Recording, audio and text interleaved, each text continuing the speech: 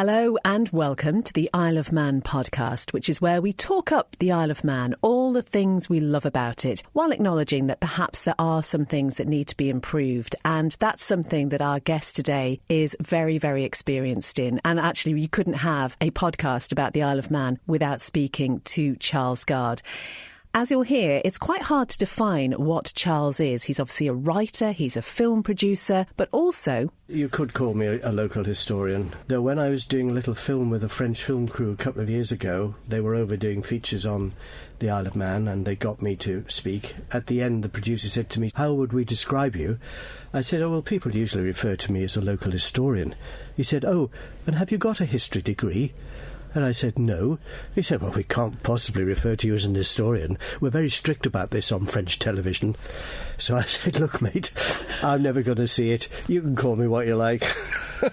Anyway, former news editor at Manx Radio, that probably gives me some insight, because if we're talking about, and I quite like to talk about the development of the Isle of Man over the last 40, 50 years, I have witnessed quite a bit of it. Let's start, though. When I say the words Isle of Man to you, what does that conjure up? Well, it conjures up my home. I was born here. I'm 74, so I was born in 1951 in a little boarding house on the Prom. I've had really first-hand experience of what was our greatest industry for many years, tourist industry.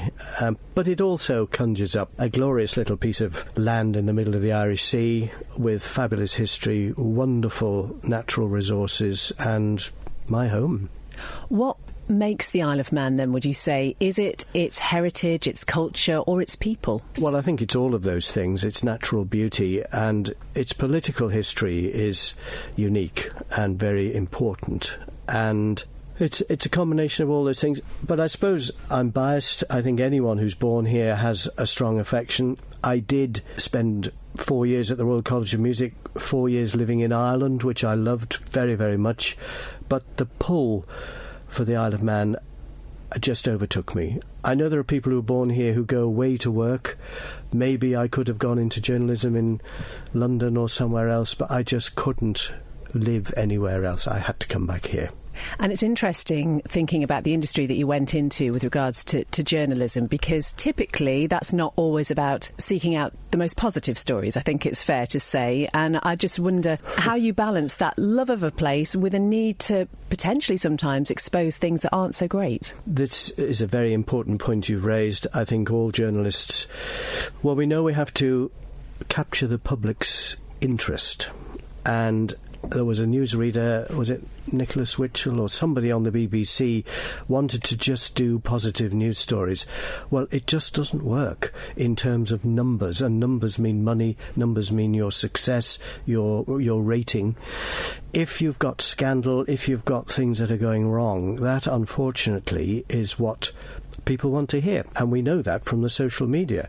The clicks on that sort of stuff are enormous compared to nice, soft news stories. This is human nature, and I'm afraid we have to pander to that to some extent. But obviously a journalist's job is to uncover injustices and to report to the people the things that do perhaps need attention. And over your time then, what are those things that really stand out to you as being the things that you remember covering the most? Well, I was the news editor here for some years. I also presented the island's first live current affairs programme every morning, Mandate, with my great friend and colleague David Collister.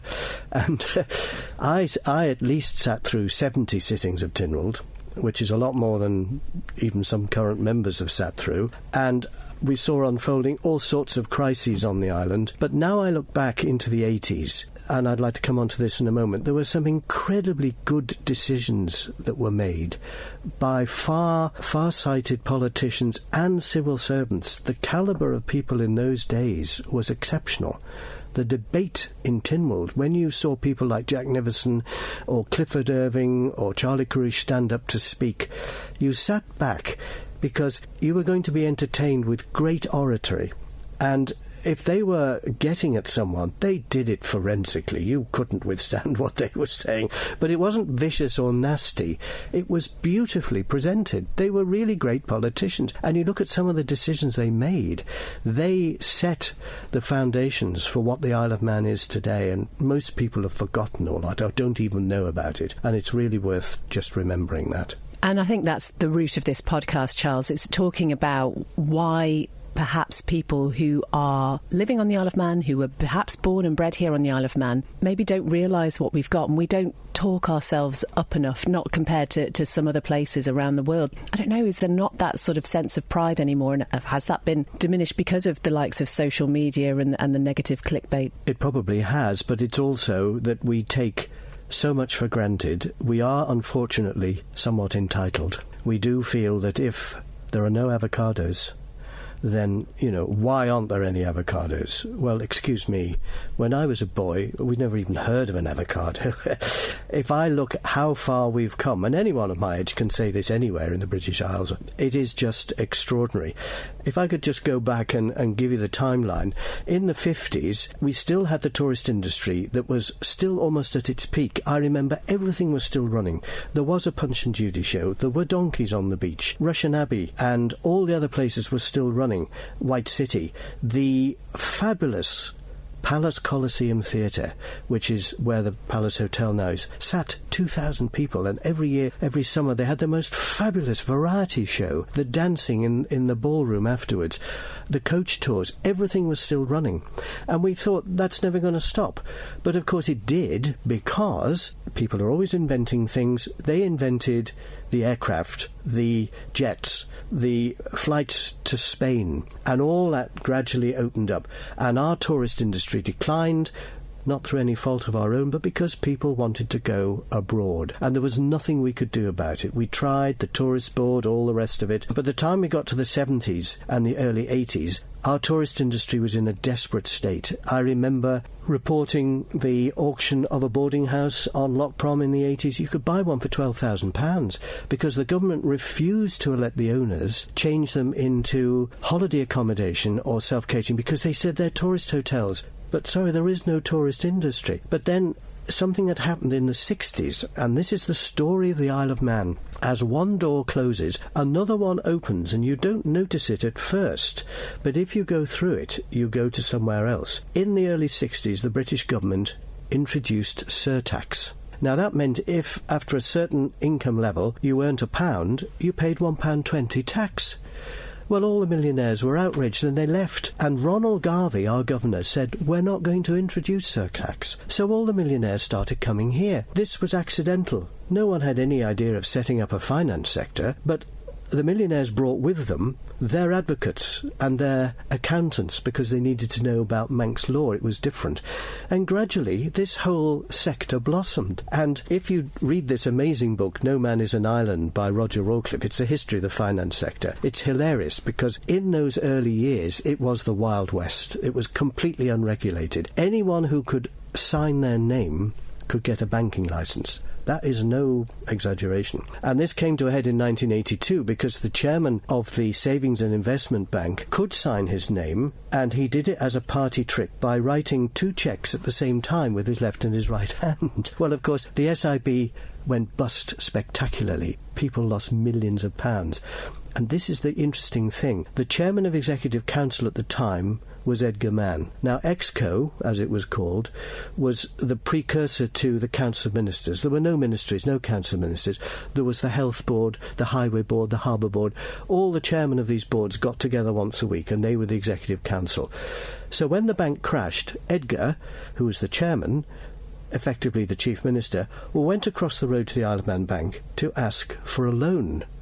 Because at that time, the Isle of Man had only £1 million in reserve. We could only run the island for a few days if something like this happened. So the Isle of Man Bank, the chairman, kept him waiting in the corridor. Edgar told me this. I interviewed him about it. Kept him waiting in the corridor, had a meeting of the board, and came out and said, I'm sorry, Dr. Mann, but we've decided we're not going to give the government a loan because we don't think we should be underwriting failed banks. Now, if I was Edgar, I'd have said, right, I'm going to Barclays.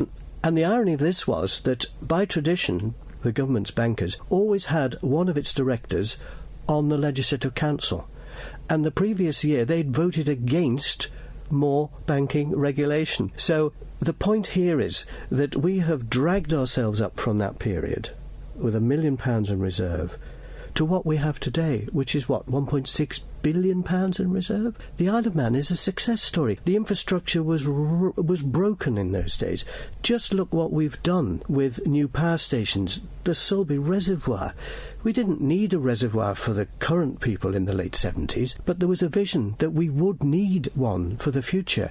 And that was a massive civil engineering project. And our sewage systems and our water and all the things that we've done. It's incredible to where we are today. And we get up in the morning and we've got power, we've got hot water, and, our central heating comes on and all the rest of it. And all this has happened because of really inspired decisions by politicians, some of them visionary, and really good civil servants. And, we have a lot to be grateful for. It's an incredible success story. I love what you said there, though, Charles, a little earlier, when you said actually a lot of these decisions were made perhaps in the 80s and you didn't necessarily realise that those decisions were ongoing. And that, I suppose, must give us an inherent sense of optimism that perhaps the same is happening today. Well, I would hope so. Well, take tourism, for example. It failed, as again I say nothing that was our fault. But as people stopped coming here, naturally there was no money to invest. People no longer wanted to stay in a boarding house like the Grasmere, which had one bathroom and one toilet on each floor. Was that the one you were born in? The one I was born in. And a chamber pot. OK, that was not acceptable anymore. So people wanted en suite, which was something you never saw advertised. What we were advertising in the 50s was hot and cold water in every bedroom. Really? That was quite exceptional, actually. Well, of course, all those hotels, and the ones that have survived, have had to merge 2 bedrooms into one or build little bathrooms in a bedroom. And if there was no money coming in, that just wasn't possible. So the Isle of Man has very cleverly, and is continuing to do it with some very exceptionally good people running it, to reposition its offering to people. And I was reading the other day that bookings to places like Spain and Italy and Greece in the height of the summer are dropping dramatically because people don't want to go to this blistering heat. And believe it or not, bookings to Norway have gone up 50% in the last 3 years. And I've often thought, with climate change, potential global warming, will the British seaside holiday see a revival? Now, not buckets and spades and naughty postcards, but an offering where the island man can compete easily with Ireland, Scotland and Wales. We have fabulous heritage, great vintage transport, wonderful walks and kayaking and diving and all the rest of it, and good restaurants, plenty to do for a family. And this uniqueness of coming to an island is very, very important. It's just that feeling, as it was in Victorian times, you could go away. Come abroad to the Isle of Man, people said, because when you got here, you didn't have to eat foreign food. You could still spend English money, but you were somewhere different. And that is something, I think, which is very important. And you know what, Charles? I think it's very hard to encapsulate everything that the Isle of Man has to offer. I mean, we often think this if we go out for a family walk somewhere and you see the views and just looking at the island sort of sitting in the sea, and it's like, I don't know how you sell that, because it's so hard to put into pictures. I mean, a photograph doesn't do it justice. Words don't seem to do it justice. Yeah, how do you sell it? Well, it's Instagram, isn't it? It's TikTok. It's constantly going at people with things that intrigue them and interest them. And, of course, getting the accommodation right, which we're doing, and the fare structure to get here, that's always been an issue. But it's been an issue for 100 years, so it's nothing new. It's just a constant advertising and thinking of innovative ways to get the message across. There was a time, even in the 70s and 80s, where they used to print 180,000 brochures every year and post them out. They did marketing and all sorts of things. They went to trade shows, and that worked. It doesn't work now. It has to be done through social media and all the rest of it. I love what you said about intriguing people, because this brings me on to a series of videos that you did. It must be 20 or more so years ago now, the Curiosities of the Isle of Mann. Absolutely love these, Charles. And for somebody like you who loves the island so much, delving into these things obviously brings you a lot of joy. I was always looking for something, a new video to make, and over my life people were saying, there were tunnels here, and somebody said there was this, somebody said there was that, and it suddenly, that light bulb moment, I thought, well, why don't I actually investigate these and see if they really exist? And to my astonishment, there are huge chambers under the streets of Douglas, like the one at the bottom of Crellins Hill. I didn't believe it, but then I saw the plans, and then I got Douglas Corporation staff to lower me down there to look at this. And all those sort of things came together. It was an absolutely fascinating thing to do. And, of course, you could do it anywhere in the British Isles, because they're all quirky people and quirky things. That's what makes history so interesting. But the Isle of Man has more than its fair share of unusual things. And some of the clips have been put up online. The bank vault in Bridge House in Castletown, which sadly is not open to the public, but fortunately I got in to film it. That's had 1.4 million views online. I don't know who these people are.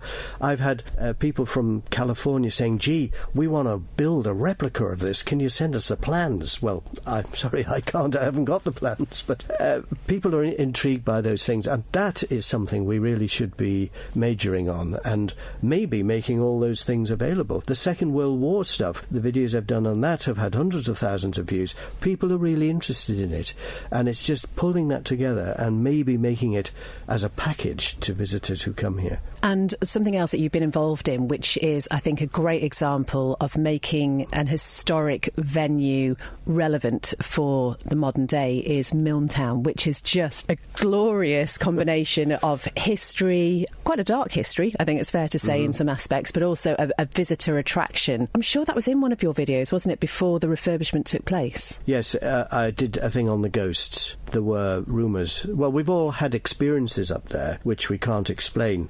I can't say they're ghosts because I don't know what a ghost is, but they're inexplicable things. So I did do a film of that in the Curiosities, and then the three trustees invited me in for a meeting one day, and I thought, well, they're going to ask my advice on a bit of history. And when I sat down, they said, would you like to join us on the board? This is about 20 years ago. So I said yes. I didn't ask the question, well, how much do I get paid? No, I didn't.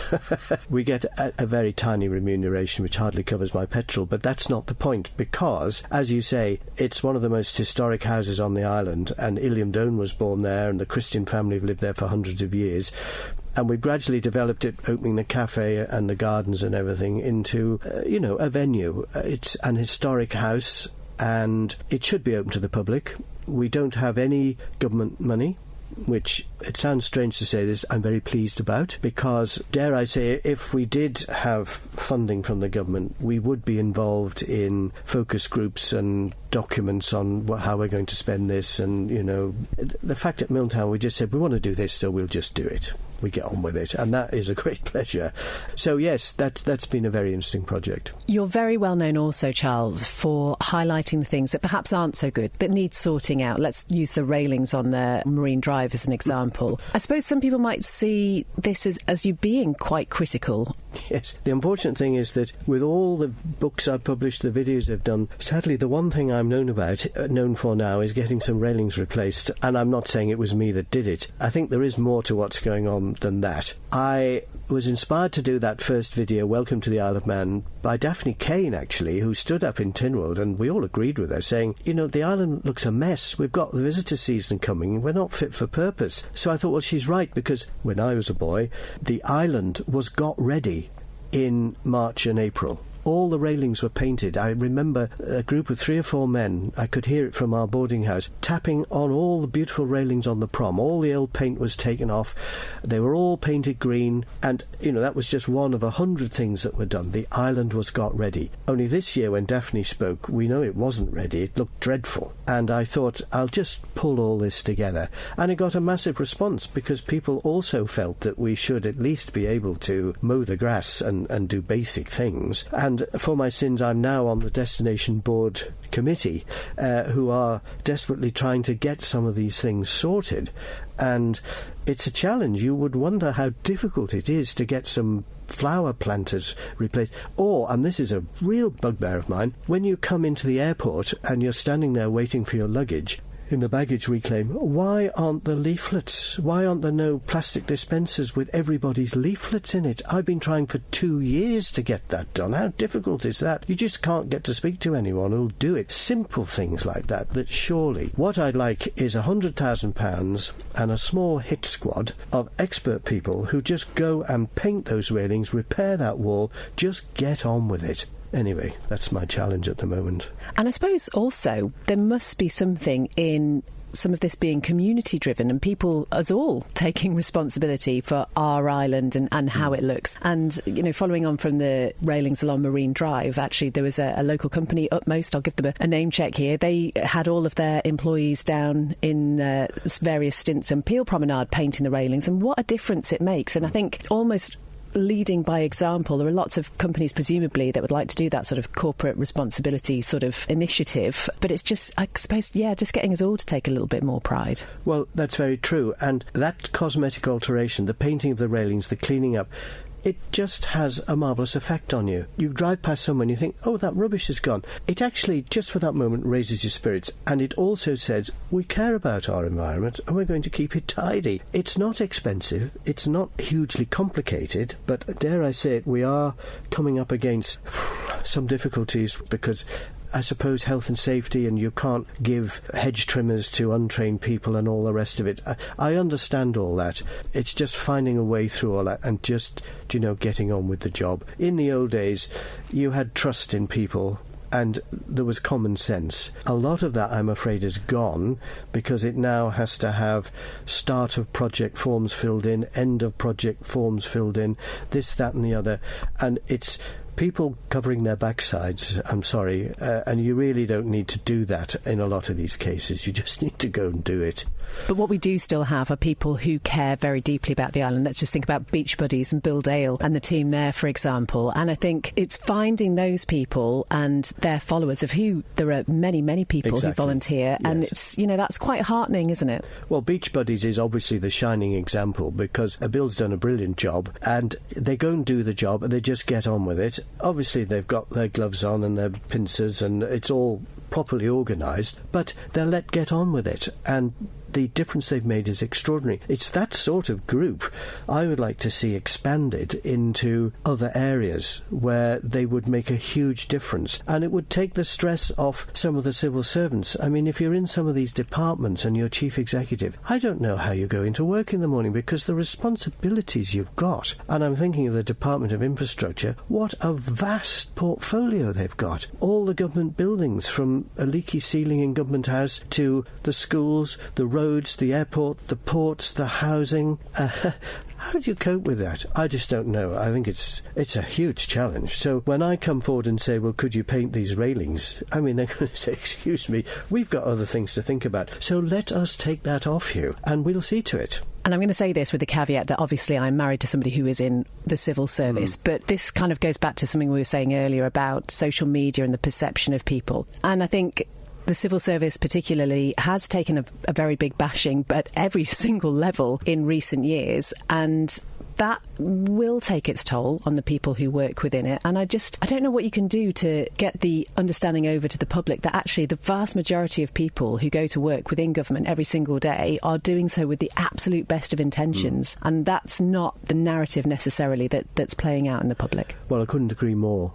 I mean, the people I know in the civil servants, and I'm dealing with them, are absolutely first class, and they're really devoted to doing their job properly. And you're right, they are getting, and the politicians are as well. I was speaking to one the other day, and I said, how do you cope with this negativity? And he said to me, well, it is difficult, and my 16-year-old son is reading this. And you're thinking, this is just pathetic. I mean, we don't need to be... If those people who are hammering everything all the time, if they got off their backsides and joined this group and went and did something, it would make the place a lot better. And you're quite right. The majority of these people are really doing it because they want the job to be done properly. and we really need to recognise that. Did you ever think about politics yourself, Charles? No, I reported it, as I say, for very many years. I think to be an MHK, I'm far too old to start being an MHK now. You need to be young, you need to have had 10, 15 years in the real world, and then maybe start as a junior MHK, and I've seen a number of politicians do that. You move around departments, you might become a minister here, and then you move to being a minister there, and all the time you're gaining experience, you're gaining an understanding of how everything works, and then one day you may be chief minister. But it's because you've been minister in all the other departments, you know what's going on, and you know whether you're being bullshitted by somebody, and you know, no, that's not the way you do it. We're going to do it like this. So it's something you should go through. It should be a career thing. And it's never, for me, been attractive as a career. You must have been asked, though. Well, occasionally, but lots of people are asked, you know. In fact, you asked me when I first did that first video, am I going to stand for the House of Keys? And I felt, look, just because I've complained about the railings is my punishment that I've got to be an MHK. Everybody in there is just as competent and a lot more competent and better qualified than I am. They don't need me in there. There's enough of them in there to sort these problems. That's what we need, not me. Let's go round again, though. Let's focus on the positives in terms of the island. Where would you say your favourite place is? Where should people definitely go and see? I love the north of the island on a sunny day. The flat plain, looking south at those hills beyond Ramsey that all go around there.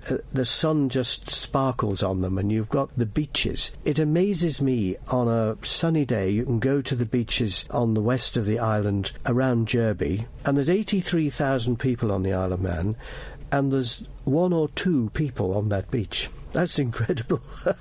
It's just fantastic, because I love monitoring the coastal erosion, and I'm often up there. And the valleys, I've got my electric mountain bike now, which has been an absolute revelation, because we've got wonderful tracks, really a wonderful network of tracks.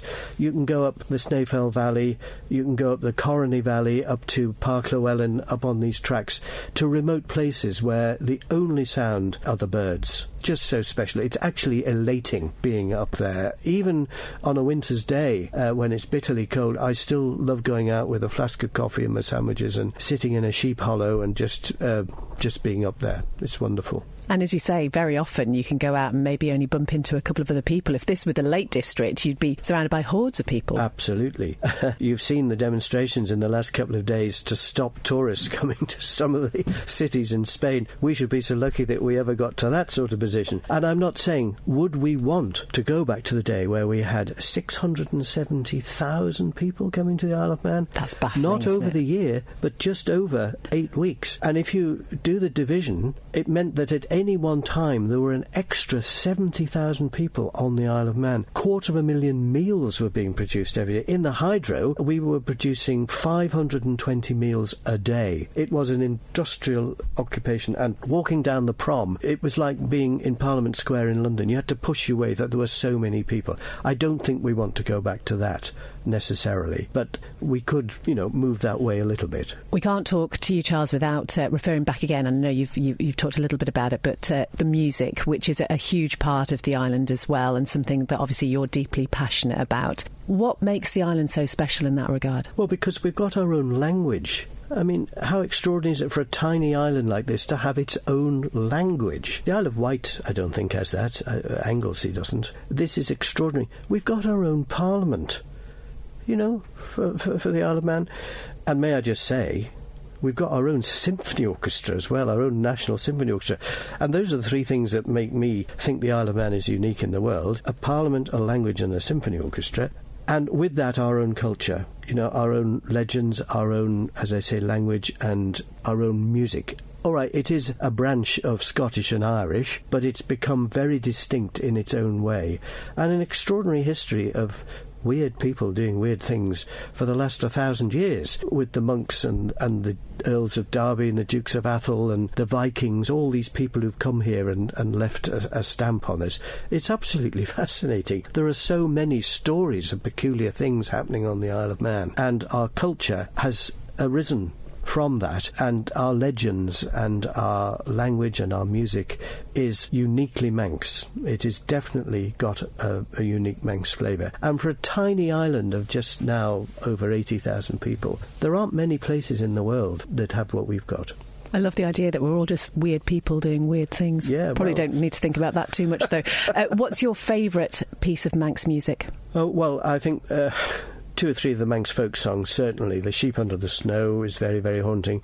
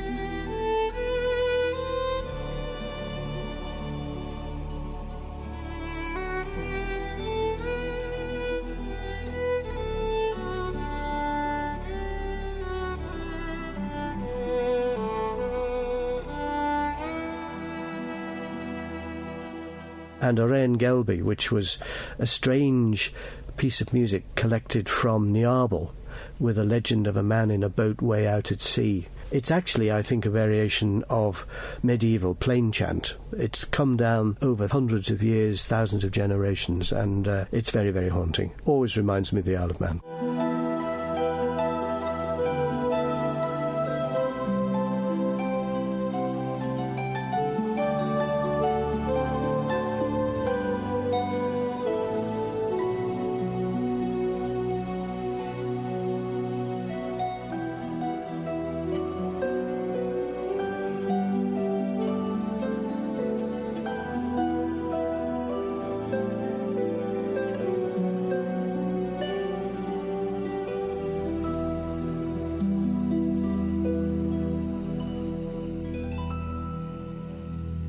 And are they ones that you play yourself? I have played them on the harp, yes, years ago. What is it about the harp? Well, I went to study music in London as an 18-year-old.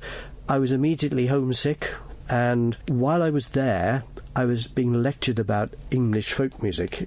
And I remember coming home at the first Christmas break thinking, I wonder if we've got any Manx folk music. Of course, I'd spent 9 years at King William's College, and that was utterly devoid of anything to do with the Isle of Man. We could have been in Kenya. We weren't taught anything about the Isle of Man. The Manx language was a joke because it didn't have any vowels in it, according to people there. We knew nothing about Manx culture. So I'd got to 18 and didn't realise we did have a rich history of folklore and music. So I thought, well, I'm going to learn these songs, and I tried the guitar, and I got a pain in my left arm. And I had friends in Ramsey, 2 old ladies, who had a harp. I thought, well, I'll learn the harp. So I went to Dublin for a day trip with my uncle, and we bought a harp, and that's how I got involved in it. How amazing. Because it's not something that you naturally think about, I suppose, when you're starting to play an instrument, but there is something incredibly haunting about it, especially when it's playing the sort of songs that you were mentioning. And there's a big Irish tradition, of course, and it was useful for accompanying my rather feeble singing, but I did sing Manx folk songs at the time. Should I ask you to do one now? No, you certainly won't. All right. No. And I just want to wrap up, really, with something that you said just before about being away and being quite homesick, because this is a thing that always gets me. If you go around the world, there are societies all about the Isle of Man, Manx societies, and you've got America, Australia, yes, London. And again, you said at the very beginning, for you, there was a real pull to come back. And I think that is true for anybody who's had an association here, even if it's an association perhaps by marrying into a family. There's a real fondness and affection for people when they don't actually live here. Yes, I think that's true. I can't imagine what that feels like to actually be permanently living, if you were born here, off the island. Obviously, people can cope with it. I couldn't. I actually remember I was living in Dublin for 4 years. I was studying the harp with a very fine harp teacher there. And on the last return to Dublin, I was on the steam packet boat in floods of tears. I thought, I can't stand this anymore. So I decided that would be my last few months in Ireland. I applied for jobs on the Isle of Man. There was a job going as the manager of the Gaiety Theatre, which I applied for, and it was in the purview of the chairman of the Arts Council, Major Geoffrey Crellin, and apparently he said, well, what does Charles Gard know about managing theatres? Which was a very good question, and the answer was nothing. But then a job came up here at Manx Radio, and I started here in 1977 as head of religious programming, and the rest is history. So then, can we call you a historian? You can. Charles Gard, thank you so much. Thank you.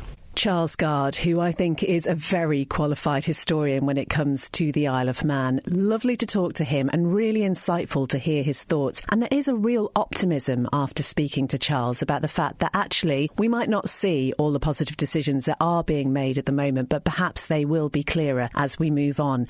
And he did hear two pieces of music there that Charles particularly loves when it comes to music from the Isle of Man. There was The Sheep Under the Snow, and actually Charles was on the harp there, and Bernard Osborne was on the violin, and also Aaron Gelby, the piece Charles mentioned that was collected at Niarbyl and was supposedly sung by a strange man sitting in a boat out in the bay.